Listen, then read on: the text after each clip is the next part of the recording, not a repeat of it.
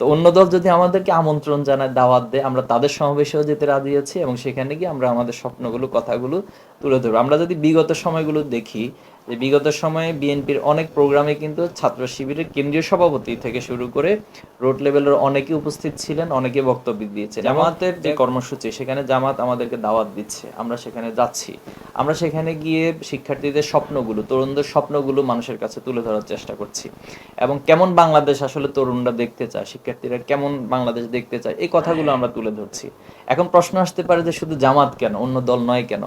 তো অন্য দল যদি আমাদেরকে আমন্ত্রণ জানায়, দাওয়াত দেয়, আমরা তাদের সমাবেশেও যেতে রাজি আছি এবং সেখানে গিয়ে আমরা আমাদের স্বপ্নগুলো, কথাগুলো তুলে ধরবো। আমরা যদি বিগত সময়গুলো দেখি, যে বিগত সময়ে বিএনপির অনেক প্রোগ্রামে কিন্তু ছাত্র শিবিরের কেন্দ্রীয় সভাপতি থেকে শুরু করে রোড লেভেলের অনেকে উপস্থিত ছিলেন, অনেকে বক্তব্য দিয়েছেন। এবং বেগম জিয়ার পাশে দাঁড়িয়ে আমাদের অনেক কেন্দ্রীয় সভাপতির বক্তব্য এখনো পর্যন্ত আর্কাইভে আমাদের কাছে আছে। এরপরে হেফাজতের যে আন্দোলন ছিল, সেখানেও আমরা ছাত্র শিবিরের পক্ষ থেকে সর্বাত্মক মাঠে এবং সব জায়গায় ছিলাম। এবং ৮ দলের যে প্রোগ্রামটা হচ্ছে এখন সমসাময়িক বা সমমনা, যে ৮টি দল, ইসলামিক দল, তাদের সমাবেশগুলোতে আমাদেরকে ইনভাইট করছে, আমরা যাচ্ছি। আমাদের মূল কথা হচ্ছে যে রাজনৈতিক সচেতনতার জায়গা থেকে ছাত্র শিবির বাংলাদেশকে নিয়ে কি স্বপ্ন দেখে, এটা একটা কালচার, অর্থাৎ যে ডিভিশনের রাজনীতি হয়ে আসছে, এটাকে ভেঙে দিয়ে একটি বিভাজন মুক্ত ঐক্যবদ্ধ বাংলাদেশ বা একটি সংস্কৃতি তৈরি হোক এবং সেখানে যে কেউ তার বক্তব্যগুলো তুলে ধরবে, সে সুযোগ সকল রাজনৈতিক দল করে দিবে। আমরা এমন একটি কালচার মূলত চাই। কিন্তু বাংলাদেশের কমন ইস্যুতে আমরা এক থাকি কিনা, প্রশ্নটা হচ্ছে সেখানে।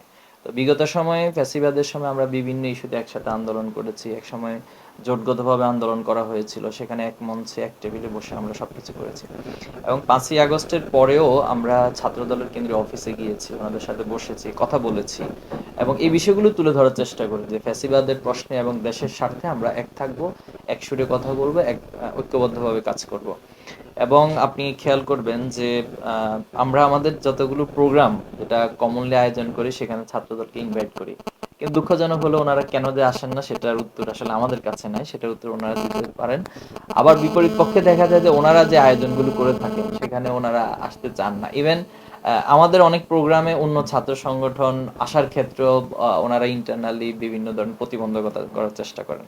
তো এই রাজনীতি আসলে বাংলাদেশের ছাত্র সমাজ গ্রহণ করে না, এবং করে না দেখেই হচ্ছে যেটা ছাত্র সংসদ নির্বাচনে তারা তাদের ম্যান্ডেট অথবা সেটার একটা রিফ্লেকশন তারা দেখিয়েছেন।